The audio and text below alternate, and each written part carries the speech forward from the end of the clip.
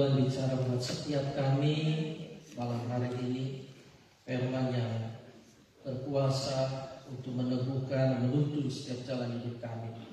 Biarlah kewahyuan dari surga turun atas kami sekalian malam hari ini. Urapi hamba-Mu untuk menyampaikan kebenaran firman ini. Dalam nama Yesus kami berdoa. Amin.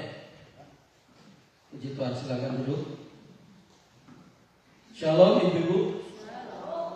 Ya, malam hari ini saya berusaha untuk bisa menyampaikan materi kebenaran firman Tuhan ini dengan waktu yang singkat. Karena memang apa yang akan disampaikan ini sebenarnya kalau di dalam pelajaran di sekolah Alkitab itu memerlukan paling tidak 4 SKS. Ya, paling tidak. Dan ini bicara tentang dogma, tentang doktrin. Dan di antara dogma atau doktrin itu ada yang harus kita pahami, yaitu tentang Kristus. Dan doktrin ini disebut Kristologi. Jadi saya akan berusaha kurang dari 1 jam, karena biasa kita selesai jam 7 ya. Saya akan berusaha kurang dari 1 jam ini untuk menyampaikan materi ini. Kenapa ini begitu penting? Karena dasar iman kita sebagai orang Kristen itu bukan gereja, bukan pendeta, bukan kegiatan rohani, bukan juga aktivitas-aktivitas rohani, sekalipun itu perlu untuk membawa pertumbuhan kerohanian kita. Tapi dasar iman kita adalah Yesus Kristus. Amin. Nah, seperti gambar di depan ini, ya, kita mau bahas adalah tentang who is this? Siapa dia? Who is it? Siapa dia? Yesus. Ya, setiap kita tahu ya, menjawab Yesus. Tetapi lebih dari itu, bagaimana pemahaman kita, pengenalan kita tentang Yesus ini? Nah, banyak orang Kristen memahami Kristus atau Yesus ini berdasarkan pemahaman akal, berdasarkan pemahaman pikiran, pengetahuan.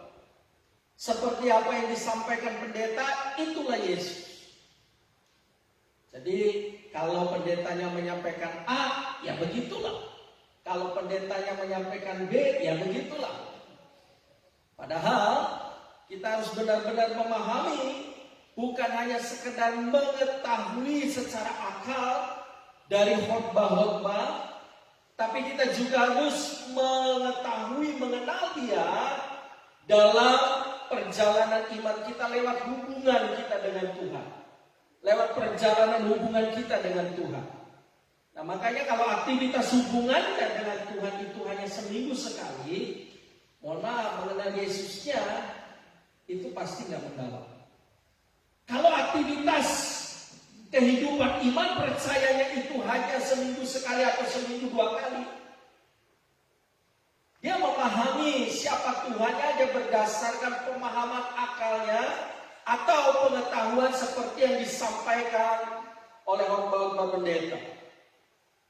Dan kita perlu merenungkan secara baik bahwa hari-hari ini ada khotbah-khotbah yang disampaikan justru sedang mengalami sebuah goncangan tentang Yesus. Jadi kalau ibu-ibu ikuti medsos, itu sedang ada satu kejadian yang viral. Sampai-sampai sinode kita, Gereja Betel Indonesia, harus mengadakan sesi khusus pembinaan kepada pejabat-pejabat hamba-hamba Tuhan ya, para PDP, PDM, PDT, dengan mengadakan satu acara webinar yang khusus membahas, yang khusus menerangkan, yang khusus untuk memberikan pembelajaran tentang Kristologi, tentang siapa Yesus itu. Nah, bukankah pendeta itu seharusnya sudah benar-benar memiliki pemahaman yang benar? Seharusnya. Tapi ternyata Justru sedang viral hari-hari ini satu pemberitaan yang menggoncangkan dunia kekristenan. Karena adanya sebuah penjabaran tentang penjelasan kristologi yang berbeda dari apa yang selama ini diyakini dan dipercayai. Nah, mari sebelum itu coba lihat dulu 2 Petrus 1 ayat yang kelima. Dalam 2 Petrus 1 ayat yang kelima, dalam terjemahan FAYH, kalau ibu-ibu membaca Alkitab itu terjemahan baru. Saya akan sampaikan di sini tentang terjemahan dari FAYH, firman Allah yang hidup. 2 Petrus 1 ayat 5 mengatakan begini. Tetapi segala anugerah ini diperoleh tidak hanya dengan iman semata-mata, saudara harus juga berusaha hidup baik. Malah itu pun belum cukup. Jadi iman, hidup yang baik itu pun belum cukup. Kenapa? Dari 2 Petrus 1 ayat 5 mengatakan saudara harus belajar, garis bawahi belajar mengenal Allah lebih baik dan mengetahui kehendak. Sudah beriman, hidup berbuat baik, hidup baik itu belum cukup. Saudara harus belajar mengenal. Ada kata belajar dari proses yang berkelanjutan, tidak hanya satu kali jalan. Nah, gereja bisa kuat karena ada pengajaran firman. Nah, ibu-ibu yang dikasih Tuhan, tadi siang kalau ada kesempatan ibu-ibu bisa lewat ke Kaler, ke arah Pondok Bali.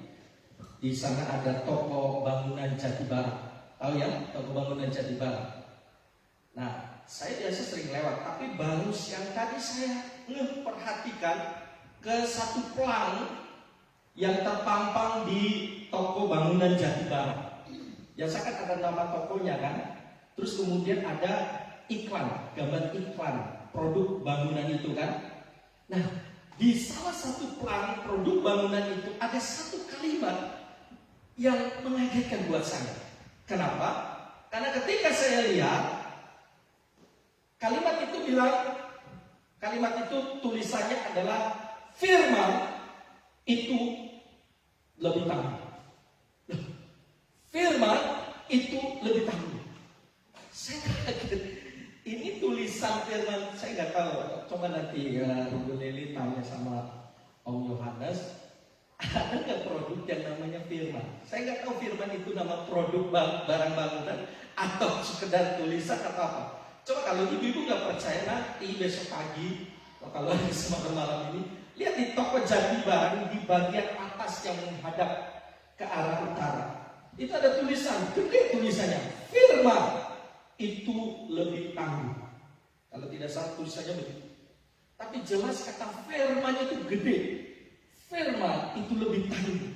Saya kaget gitu. Firman lebih tangguh. Dan saya renungkan, kita betul-betul harus punya fondasi kuat dengan firman. Saya nggak tahu produk bangunan ada namanya firman atau tidak, tapi tulisannya begitu. Firman itu lebih tangguh. Nah, jadi kita perlu mengenal Allah, kata 2 Petrus 1 ayat 5. Mengenal dari mana? Dari firman Alkitab ini. Jadi kalau kita sebagai orang percaya kita nggak pernah belajar firman, terus kita mau kenal Tuhan dari siapa? Oh, dari khotbah pendeta. Oke. Ya, dari khotbah pendeta. Tapi apakah pendeta-pendeta itu sudah dijamin, tanda kutip, sudah dijamin dalam pemberitaannya itu memiliki pemahaman atau pemberitaan yang tegak lurus sesuai dengan firman Tuhan, atau mulai ada modifikasi firman? Mungkin agak pusing ya untuk dengar pembahasan malam hari, tapi saya berdoa kita punya pemahaman, paling tidak kita nyantol dulu gitu. Harus pahami firman secara benar. Firman harus menjelaskan firman. Bukan hanya berdasarkan pendapat teolog ini, teolog itu. Firman harus menjelaskan firman, saya setuju. Amat Tuhan mengatakan firman harus menjelaskan firman, Alkitab harus menjelaskan Alkitab. Jangan pendapat si A menjelaskan Alkitab, pendapat si B menjelaskan Alkitab. Pasti punya versi yang berbeda. Alkitab harus menjelaskan Alkitab. Nah, persoalannya Alkitab menjelaskan Alkitab. Kita tahu dari mana Alkitab ini sedang menjelaskan Alkitab. Firman sedang menjelaskan firman. Tahu dari mana? Sedangkan kita sendiri tidak pernah membangun hubungan pembelajaran dengan firman. Ngerti ya maksudnya? Dari mana? Bahwa firman sedang menjelaskan firman. Jangan-jangan bukan firman menjelaskan firman. Si pendeta sedang menjelaskan firman. Si pengkhotbah sedang menjelaskan firman. Nah, kalau kita tidak belajar dengan benar, belajar mengenal Allah lebih baik dan mengetahui kehendaknya. Kalau nanti ibu-ibu baca ayat di atasnya ayat 4, lalu di bawah ayat yang kelima ayat 6, kalau hal ini ada padamu, engkau akan dibuat berhasil. Kurang lebih begitu kalimatnya. Engkau akan dibuat berhasil dalam perjalanan hidup imanmu mengiring Tuhan. Kalau engkau mau belajar mengenal Allah dengan lebih baik.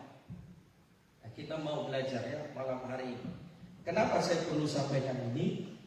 Karena Tuhan Yesus pernah mengatakan begini, bahwa di akhir zaman satu tanda kedatangan Tuhan yang kedua kali itu bukan bencana alam saja.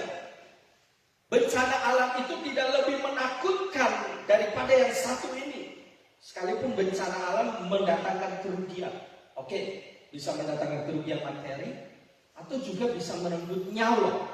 Tapi sekali lagi bencana alam walaupun merenggut nyawa fisik, bukan roh. Peperangan, oke, menakutkan, iya, merugikan, iya, menghancurkan, iya. Tapi sehancur-hancurnya yang dihasilkan, diakibat oleh peperangan tetap adalah fisik, materi, bukan roh. Tapi satu-satunya tanda kedatangan Tuhan yang harus diwaspadai, dan ini bukan hanya menghancurkan fisik, tapi ini mempengaruhi hidup kekal, roh, yaitu apa? Adanya penyesatan. Sekali lagi, adanya penyesatan. Dan jangan dianggap enteng yang namanya penyesatan ini. Karena penyesatan ini akan mempengaruhi sampai kehidupan kekal. Kalau perang, ya paling-paling ya kena bom mati, selesai. Tapi kalau disesatkan, iman, percaya kita, keyakinan kita sampai disesatkan, itu akan mempengaruhi hidup kekal kita. Dan kita mati, selesai. Tidak mati secara fisik semata, tapi roh kita tersesat. Karena penyesatan tersebut akhirnya apa? Kebinasaan kekal. Dan itu yang paling mengerikan. Dan penyesatan itu tidak mungkin tidak ada. Tuhan Yesus pernah bilang, penyesatan itu tidak mungkin tidak ada, pasti ada. Tapi celakalah orang yang mengadakan penyesatan. Makanya sekarang, bagaimana kita bisa mengantisipasi supaya jangan sampai tersesat, jangan sampai terpengaruh oleh penyesatan? Kita perlu memahami, mengerti, mengetahui, mengenal kebenaran. Amin. Itu satu-satunya cara. Dekat dengan Tuhan, iya. Punya kehidupan doa, iya. Tapi kalau tidak punya persekutuan dengan firman, kita mau dituntun sama apa? Oh, Roh Kudus akan tuntun saya. Roh Kudus tuntun lewat apa? Oh, Roh Kudus akan bicara langsung begitu. Pertanyaan saya, siapa di sini yang pernah dengar suara Tuhan secara audio? Ada? Dan itu bukan cara umum. Tuhan bisa bicara secara langsung seperti ibu-ibu dengar saya ngomong sekarang. Tuhan bisa langsung bicara, tapi itu bukan cara umum. Cara umum yang Tuhan pakai adalah lewat Alkitab. Jadi kalau lewat ini kita nggak pernah punya waktu, sediakan waktu untuk belajar, gimana kita dengar suara Tuhan? Gimana Roh Kudus mau pimpin kita? Oh, Roh Kudus pimpin lewat hati. kebenaran firman dalam Alkitab atau bukan, tahu dari mana? Roh Kudus pasti nggak salah. Iya, saya setuju. Roh Kudus nggak akan salah. Tapi Roh Kudus itu bekerja juga sesuai dengan firman. Amin. Makanya saudara harus belajar mengenal Allah. Saudara harus belajar mengenal Allah. Saudara harus belajar mengenal Allah. Oke, sekarang kita buka dulu ya Alkitabnya. Kurang dari 1 jam saya menyampaikan, ada banyak ayat yang saya akan bagikan tentang siapa sih Yesus ini. Kenapa? Karena sedang viral bahwa ada satu pembelajaran yang mengguncangkan dunia kekristenan sekarang. Karena Yesus ini ya walaupun sudah diklarifikasi, Yesus ini bukan juru selamat sejati. Walaupun sudah diklarifikasi, Yesus bukan gembala. Yesus itu lebih rendah daripada Bapa. Ya, jadi ya nanti kita belajar ya, kita belajar. Oke. Kita lihat dulu Matius pasal yang ke-16.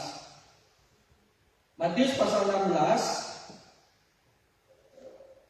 Dalam Matius pasal 16, kita lihat Alkitab kita, Matius 16 ayat yang ke-13 mulai.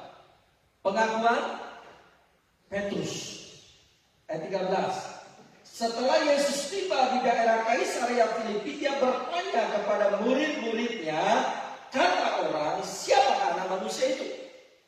Kalau hari ini kalimat ini kita sedang baca, coba imajinasikan lewat pikiran kita, posisikan bahwa Yesus sedang tanya sama kita. Menurut kata orang, Yesus sedang tanya nih sama kita. Imajinasikan tuh ya. Yesus tanya kepada kita, kata orang. Berarti Yesus pengen tahu nih pendapat kita tentang Yesus dari pendapat orang lain. Gitu kan maksudnya. Kata orang, siapakah anak manusia itu? Kata orang, bukan kata kita. Kata orang. Mau orang Islam, mau orang Hindu, mau orang Buddha, mau orang apa saja. Ya, dari Indonesia, dari luar negeri. Kata orang, siapa kamu? Nah, ternyata murid-murid memberikan jawaban. Pendapat Yesus dari kata orang ternyata punya banyak versi. Kalau saya menyimpulkan jawabannya banyak versi. Kenapa? Karena tidak satu jawabannya. Dan dari hal ini kita perlu renungkan baik-baik. Kalau kita mau kenal Yesus hanya dari kata orang, dengan baik. Kalau kita mau kenal Yesus hanya dari kata orang, kita akan mendapatkan banyak versi. Menurut si A, menurut si B, menurut si C, menurut si D. Coba baca ayat yang ke-14. Jawab mereka, ada yang mengatakan Yohanes Pembaptis. Ada juga yang mengatakan Elia, dan ada pula yang mengatakan Yeremia atau salah satu dari para nabi. Banyak versi. Nah, makanya sebenarnya nggak aneh ya kalau akhirnya timbul sekarang pengajaran yang akhirnya memberikan satu penjelasan, satu uraian yang menggemparkan. Kalau kita kenal Yesus hanya dari kata orang siapa Yesus, maka kita akan dapat banyak versi. Nah, Yesus tidak cukup sampai di situ. Dan Yesus mau ajak kita untuk kita mengenal Dia bukan lagi dari kata orang. Lanjutkan ayat yang ke-15. Lalu Yesus bertanya kepada mereka, tetapi apa katamu? Siapa aku? Nah, sekarang Yesus tidak mau lagi dari kata orang. Jangan lagi kenal Yesus dari kata orang. Yesus beri pertanyaan ini. Sekarang bukan dari kata orang ya. Kata kamu. Menurut keyakinanmu, Iman percayamu siapa? Kalau pertanyaan ini hari ini diberikan kepada kita, kita mau jawab apa? Menurut ibu siapa Yesus? Halo?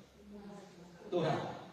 Buktinya harus ada bukti dong. Ya, Yesus. Yesus itu siapa? Tuhan. Dari mana? Pendeta. Itu berarti dari kata orang. Tentang Tuhan, oke, tentang Tuhan. Tuhannya sebagai Tuhan yang seperti apa? Tuhan seperti apa? Tuhan yang hanya melakukan mujizat semata? Bagaimana kalau tidak terjadi mujizat? Apakah dia tetap Tuhan? Oh, Yesus itu Allah yang penuh kasih. Bagaimana kalau kita hidup memanjatkan doa, tapi sepertinya tidak ada jawaban? Lalu apakah Tuhan itu tidak mengasihi, tidak mencintai? Kalau Tuhan mengasihi, kenapa kita masih menderita? Penting loh, ini memahami kebenaran siapa dia. Bukan lagi dari kata orang, tetapi katamu, siapa aku? Nah, malam hari ini saya mengajak ibu untuk belajar firman Tuhan. Kenallah siapa Yesus. Jangan hanya cukup sekedar dengar khotbah, dengar dari kata orang. Temukan pengenalan itu secara pribadi. Ayub, dia orang saleh, hebat, benar. Tapi di pasal pertengahan, Ayub itu bersungut-sungut. Kita memandang di pasal yang pertama, Ayub ini hebat kan, saleh. Hidupnya, wow, keren kerohaniannya. Tapi kalau baca di pasal pertengahan, Ayub itu bersungut-sungut. Ayub kecewa. Ternyata Ayub punya sisi kelemahan. Makanya di akhir pasal pemulihan kehidupan Ayub sampai bilang begini. Ternyata aku mengenal Tuhan yang selama ini aku kenal, aku hanya tahu dari kata orang. Coba baca nanti Ayub pasal 40. Aku mengenal Tuhan dari kata orang. Tapi sekarang setelah aku mengalami peristiwa perjalanan hidup kerohanian, pertumbuhan iman, maka sekarang aku tidak lagi kenal Tuhan dari kata orang. Aku mengenalnya secara pribadi. Aku punya pemahaman, pengenalan akan dia secara pribadi. Bu, siapa Presiden Indonesia? Tahu ya, Jokowi. Tapi masalahnya, coba ibu-ibu datang ke Istana Negara. Kan katanya tahu. Bisa masuk? Kenapa? Bukan hanya dia nggak kenal kita. Walaupun kita kenal dia, bukan kenal sebenarnya, kita tahu. Tapi dia nggak tahu kita kan. Bukan hanya itu masalahnya. Nah itu dia. Banyak orang percaya, orang Kristen mengenal Yesus itu dari seperti kita tahu Presiden Indonesia Jokowi. Tapi lebih dari itu nggak ada hubungan, nggak ada koneksi. Sehingga apa yang terjadi ketika muncul pengajaran-pengajaran yang berbeda dari apa yang disampaikan oleh firman, mulai goyah. Mulai akhirnya mengalami satu keadaan iman yang tergoncang. Nah, hari-hari ini pengajaran Yesus tentang Yesus ini sedang viral. Ya, sampai-sampai dikomentari bukan hanya oleh orang Kristen, tapi orang Muslim. Orang Muslim sudah mulai komentar dan menyetujui. Ternyata selama ini orang Kristen itu dibodohi. Nah, hamba Tuhan ini yang benar, kata orang Muslim. Kenapa? Karena dia suka. Kenapa? Karena penjabarannya menyampaikan tentang Yesus yang lain. Dan kalimat yang keluar itu pernyataannya sekalipun ada klarifikasi, tetapi mulai mengatakan Yesus itu bukan Allah. Ah, enak sudah.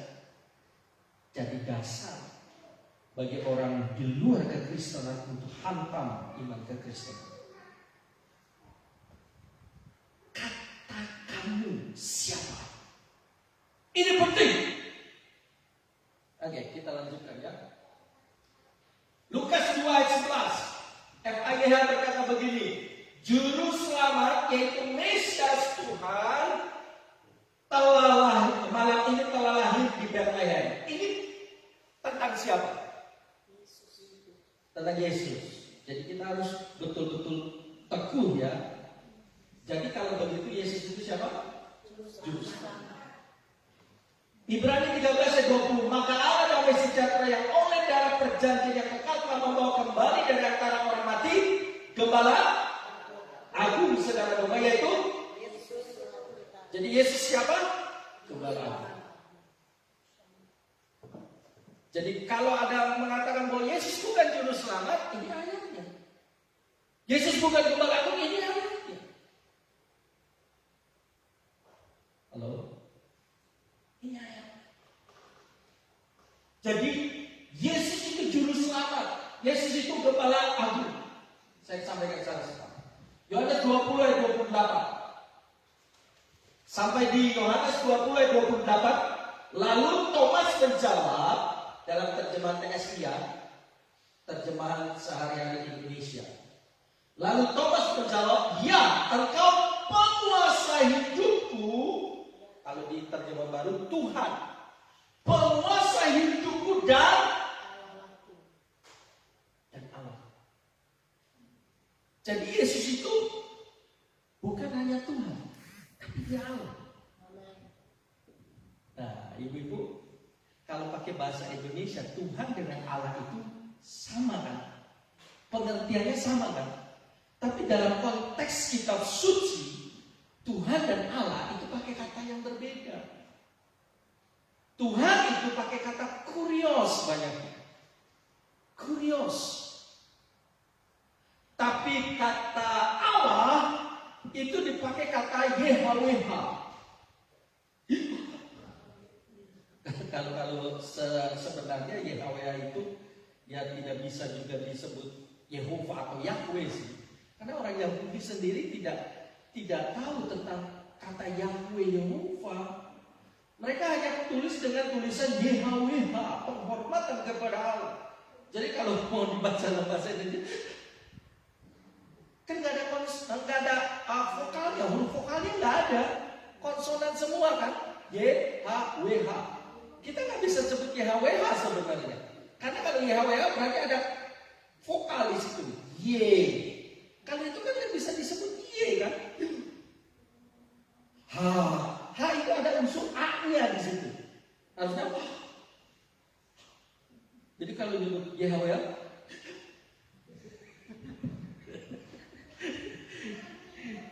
ya ini intermezzo imajinasi saya. Nah, di sini dikatakan Yesus itu penguasa hidupku dan Allahku. Kalau dalam terjemahan baru, ya Tuhanku dan Allahku. Tuhan itu kurios. Dalam terjemahan ini penguasa hidup. Nah, saya mau tanya kalau pakai kalimat penguasa hidup, siapa yang punya kekuasaan atas kehidupan? Setan? Setan tidak punya. Makanya ketika setan mau uji Ayub, Tuhan bilang apa? Kamu boleh lakukan apa saja, termasuk silakan datang penyakit atas hidup Ayub, silakan. Asal satu, jangan engkau jamah nyawa hidup. Setan tidak punya kuasa kendali atas kehidupan, karena itu hak Tuhan. Yang bisa untuk mengakhiri hidup seseorang, Tuhan. Tapi manusia bisa. Ya bisa bunuh diri. Makanya nanti neraka kalau orang yang bunuh diri. Hak Tuhan diambil. Orang yang bunuh diri itu mengambil hak Tuhan. Tuhan belum bilang belum waktunya, tapi kamu sudah mempercepat bunuh diri. Penguasa hidup dan Allah. 1 Korintus 8 ayat 6. Namun bagi kita hanya ada satu Allah saja, yaitu Bapa. Satu Allah saja, Allah YHWH, Elohim, Adonai. Adonai itu sebenarnya sama dengan Kurios, Tuhan. Dalam bahasa Ibrani Adonai, tapi dalam bahasa ini Kurios. Allah, Elohim atau Yahweh, Yehova. Nah, itu tulisannya YHWH itu. Namun bagi kita hanya ada satu Allah saja, yaitu Bapa yang daripadanya berasal segala sesuatu. Nah, siapa Dia pribadi? Berarti yang lebih daripada ciptaan. Karena berasal, segala sesuatu berasal dari yang satu ini. Dan yang untuk Dia kita hidup, dan satu Tuhan saja, yaitu Yesus Kristus. Ini berarti ada Bapa, ada Yesus. Nah, sampai di sini ada Bapa, ada Yesus. Kita punya dua Tuhan. Betul? Cicing lagi. Coba. Hanya ada satu Allah, yaitu Bapa. Di sini dikatakan lagi, berasal segala sesuatu, dan yang untuk Dia kita hidup, dan satu Tuhan saja. Satu Allah, satu Tuhan. Yang satu Allah, yang satu Tuhan. Berarti satu Allah, itu Bapa. Satu Tuhan, yaitu Yesus. Berarti Bapa dengan Yesus itu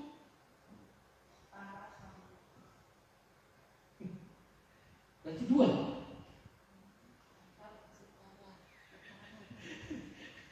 Satu Allah, satu Tuhan. Berarti dua. Allah Bapa. Tiga. Tiga dalam satu. Satu dalam tiga. Sekali lagi, sekarang saya mau sampaikan begini. Misteri kealahan jangan terlalu kita fokus mengotak-atik sampai terlalu mendalam. Sampai kapanpun otak kita yang segenap tangan ini terlalu kecil untuk bisa memecahkan misteri apa. Bagi saya secara pribadi, entah bagi saya secara pribadi, Tuhan itu bukan untuk dijelaskan, tapi untuk diimani. Jelaskan sampai kapan tuh? Satu Allah, satu Tuhan. Berarti Allah sama Tuhan ini beda atau enggak? Bahasa Indonesia Tuhan ya Allah, Allah ya Tuhan. Tapi ini konteks Alkitab ini, bahasa Yunani itu pakai kata yang berbeda. Allah dan Tuhan itu pakai kata yang berbeda. Kalau kata yang berbeda berarti ada dua. Berarti kalau begitu nggak esa dong, dua. Cik antum mikir. Berarti kalau begitu Tuhan orang Kristen dah satu. Ada Bapa, ada Yesus, belum lagi ada Roh Kudus. Tiga. Kalau berdasarkan jumlah ada keyakinan kepercayaan lain yang lebih hebat. Tuhannya banyak. Ada Tuhan gunung, Tuhan laut, Tuhan penguasa api, Tuhan penguasa lautan pun. Tuhannya banyak. Kita tiga. Kan begitu. Kan yang disebut dalam Alkitab sering munculnya Bapa. Ya kan? Yesus, Anak, Roh Kudus. Bingung. Ya memang. Sekali lagi kalau kita mau memecahkan misteri Tuhan dengan pikiran kita, pusing. Tapi yakin dan percayalah, sekalipun pengkalimatannya satu Allah, satu Tuhan, Bapa dan Yesus ini adalah setara. Dia tetap pribadi yang berkuasa. Pribadi yang berkuasa. Yesus tidak lebih rendah daripada Bapa. Bapa tidak lebih rendah dari Bapa tidak lebih tinggi daripada Yesus. Sama-sama tuh berasal dari Dia. Segala sesuatu telah dijadikan dan yang karena Dia kita hidup. Segala sesuatu telah dijadikan dan yang karena Dia kita hidup oleh Yesus Kristus, segala sesuatu dijadikan. Berarti kalau Yesus menjadikan segala sesuatu, Dia pencipta bukan? Pencipta. Bapa pencipta bukan? Pencipta. Berarti bedanya di mana? Oh, itu Bapa. Ini Yesus. Dan pertanyaannya, kata kamu, aku ini siapa? Jangan mengotak-atik terlalu dalam. Kalau saya pribadi, Tuhan bukan untuk dijelaskan, tapi Tuhan untuk diyakini. Amin. Dia untuk diyakini. Cuma kita juga harus punya dasar keyakinan kita. Kita mempercayai Yesus sebagai Tuhan, sebagai Allah. Mana dasar? Firman. Oke. Yudas 1 ayat 25. Oke. Efesus 1 ayat 17. Dan meminta kepada Allah Tuhan kita Yesus Kristus, yaitu Bapa yang mulia itu. Nah, kalau mengartikan bahasa Indonesia, saya nggak tahu ya mengartikan kalimat bahasa Indonesia. Saya mengartikan pemahaman saya tentang kalimat bahasa Indonesia dan meminta kepada Allah Tuhan kita Yesus Kristus, Allah Tuhan kita Yesus Kristus, yaitu Bapa yang mulia itu. Berarti di sini Yesus Kristus itu menjelaskan tentang siapa? Tentang Bapa. Itu pengertian saya. Tapi ada penjelasan yang hari-hari mengatakan tidak. Bapa, Yesus. Dan Yesus itu bukan Bapa, tidak punya kesetaraan dengan Bapa. Jadi walaupun Yesus itu Tuhan, tapi Dia bukan Elohim. Dia bukan Yahweh. Dan kalau Yesus bukan Yahweh, Yesus bukan Allah, berarti konsep Tritunggal, konsep Trinitas hapus. Nanti ya, apa sih konsep Tritunggal? 3 di dalam 1. Penjelmaannya ada 3 pribadi, tapi ketiganya itu esa, setara. Kalau Bapa pencipta, Yesus pencipta, Roh Kudus pencipta. Mana buktinya? Kejadian 1:26. Marilah kita. Coba baca kalimatnya. Marilah kita. Tidak pakai marilah aku. Marilah kita menciptakan manusia. Kita itu jamak. Siapa kita itu? Yang mau menjelaskan pribadi Tritunggal ini. Nah, makanya Yudas 1 ayat 25 mengatakan Allah yang Esa. Siapa Allah yang Esa itu? Juru selamat kita, Yesus Kristus Tuhan kita. Selanjutnya, saya akan percepat. Waktu saya tinggal 5 menit. Wahyu 4 ayat 11. Sebuah lagu yang sering dinyanyikan. Yesus Tuhan dan Allah kan, Tuhan dan Allah. Sekali lagi, ini jangan dalam pengertian bahasa Indonesia. Kenapa kita harus tulis Tuhan dan Allah? Tuhan dan Allah, Allah kan Tuhan. Kalau bahasa Indonesia ya Tuhan itu Allah, Allah itu Tuhan. Tapi kalau dalam bahasa Alkitab, Ibrani dan Yunani itu berbeda. Tapi kata yang berbeda ini diberikan kepada Yesus. Jadi Yesus bukan hanya Tuhan, tapi juga Allah. Ini bukan dalam pengertian bahasa Indonesia ya. Tuhan dan Allah. Wahyu 4 ayat 14. Ya Tuhan dan Allah kami. Ini menuju kepada siapa? Coba baca nanti kitab Wahyu. Itu bicara tentang Yesus. Tuhan dan Allah. Tuhan dan Allah. Jadi Yesus itu bukan hanya sekedar Tuhan, kurios, tapi juga Elohim, Allah.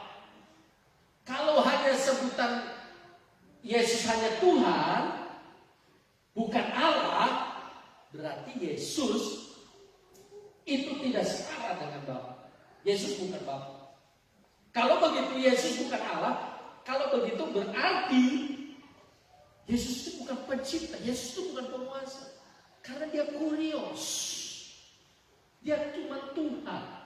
Tapi justru di sini dikatakan Tuhan dan Allah.